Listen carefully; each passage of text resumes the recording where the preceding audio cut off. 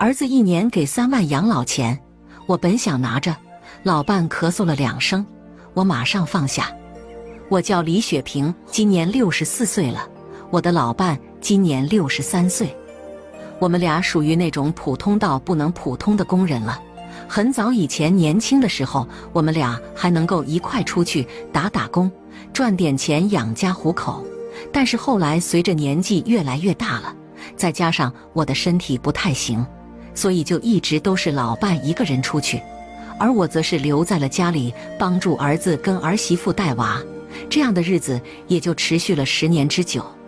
如今我跟老伴的年纪也陆续过了60岁的大关了，孙子也10岁了。平常我在家里其实也没有太多的事情可以做了，每天除了做饭就是在家里待着了。到了我这个年纪，想要出去打工也不可能了，养老也就成了我现阶段的事情了。而我的老伴也在去年在外面打工的时候摔了一跤，身体状态也不太好了，所以就不想让他继续出去干活了，留在了家里一块养老。可留在家里的问题就来了，我们跟着儿子儿媳妇一块生活的话也能住得下来，只是会有一些拥挤而已。再加上我一个人在家里跟他们生活的时候，勉强还能够过下去，就算是有些什么矛盾，也是女人之间的事情，也比较的好处理一些。老伴毕竟是男人，若是也来家里一块生活了，一定会不方便了，保不齐我那儿媳妇还要闹离婚，所以我们就商量着离开了，回老家的村子里生活。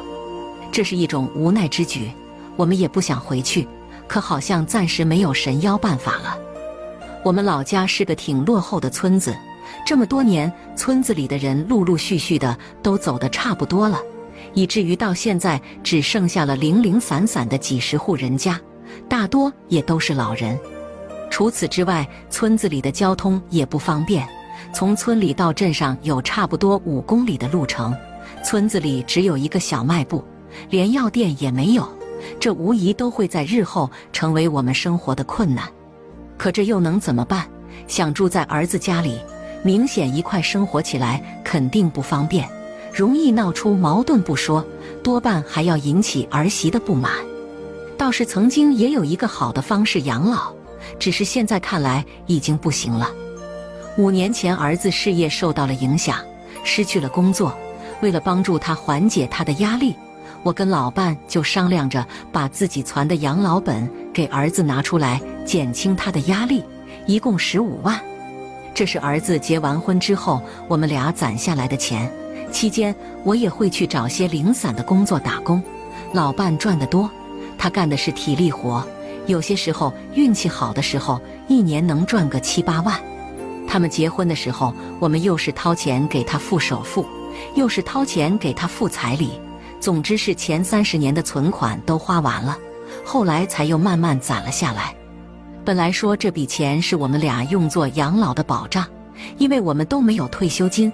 晚年想要过得好一些，只能靠这些钱了。但看到儿子的境况不太好之后，我们还是决定了掏钱先帮助儿子缓解生活的压力，以后再去考虑我们的事情。就这样，我们把自己的养老本都拿了出来，帮助儿子把房贷提前还了，算是减轻了他的压力了。他跟儿媳妇也就是从那时候开始说起，等我们老了就在城里给我们寻摸一套2手房，方便我们养老，以供我们老2口在县里生活，起码离他们近点，也方便一些，也算是一份投资了。对于这种事情，其实我们嘴上说着不要乱花钱，让他们自己攒着，可我们的心里很清楚，如果有一天真的老了，需要他们给我们养老的时候，就只能来城里生活，会方便一些了。只是家里太小了，住5口人挺拥挤的，最好的方式要么就是租房，要么就是买房了。心底里还是挺希望有一天能够留在城里养老的。可5年过去了，买房子的事情早就没有踪影了，大概我不提的话，他也不会提起。以前觉得儿子很孝顺，可就是因为这房子的事情，让我对儿子有了很多的失望。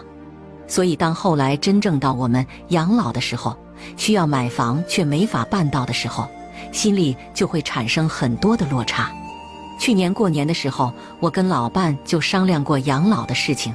也适当的跟他们提过能不能在他们的房子附近找一个住处，或者是租房，或者是买下来，这样的话我们就可以留在城里一块养老了，以后生活也会方便一些。可儿子却十分的犹豫，支支吾吾地说现在的房价太贵了，就算是买一套二手房也要20-30万，还怕买不到低楼层的，到时候我们上下楼不方便，兜里的钱也不是那么的足，就迟迟没有找到合适的住处。我本来还说让他给看个房子，租一个房子我们2口子生活的，可是他又说租房子不划算，租房子就是给别人还房贷了，便宜的房子1个月也要800-900，再加上水电费，1个月房租就要1000来块钱，太花钱了。贵的房子压根也就别想了，更不合适了。所以说在县城养老的事情也就告一段落了。又凑合了1年，老伴还是过完年之后出去打工了，而我则是留在了家里，直到这次过完年之后才有了改变。老伴去年干活的时候摔了一跤，身体也一下子给摔垮了，这下没办法再出去干活了。算算我们俩的年纪也到了该养老的时候了，养老的事情也就提上了日程，而回村成了我们暂时为止唯一的一条路了。过完年之后，我跟老伴也是准备收拾东西回村里养老了。临走之时，儿子跟儿媳妇主动给了我们3万块钱，然后说：爸妈，这是给你们的养老钱，1年3万，算下来1个月也是2000多了，肯定是够你们在村里用的，平常要买什么就买什么，不用替我们省钱。见儿子这么孝顺，我心里也挺高兴的，毕竟3万块钱不是小数目了，起码能够让我们生活挺久的时间了。可就在我想要拿走这笔钱的时候，老伴却咳嗽了2声，我顺势看了过去，他却摇了摇头，我马上就把钱放下了。儿子不解，急忙催着让我们收下，嘴里还振振有词地说，以后每年都给你们3万块钱，这样的话你们的养老也有保障了，手里有钱，心里不慌。可老伴叹了口气说，要不这样吧，以后你们每个月给我们2500块钱，这样算下来1年也是3万块钱，你们也没压力，我们也能够月月都有钱，这样的话咱们都好过一些。儿子却有些为难，然后说，这不是一样的吗？钱反正都是那3万块钱了，一次性给了你们，还省得我们万一忘了没及时给你们了，到时候还要说我不孝了。况且现在手里有钱，提前给了你们，我就省心了，不然以后万一没钱了咋办？可老伴却依旧没有点头，依旧是说想要按月给我们。我在一旁本来还想着劝说老伴就按照儿子的意思1年给1次，省得麻烦了，可老伴却朝我使眼色示意我别说话，我也只能悄悄地不说话了。儿子最后还是拗不过我们，同意了每个月给2500，到时候他要是忘记了就由我们找他要了，这才解决了这件事情。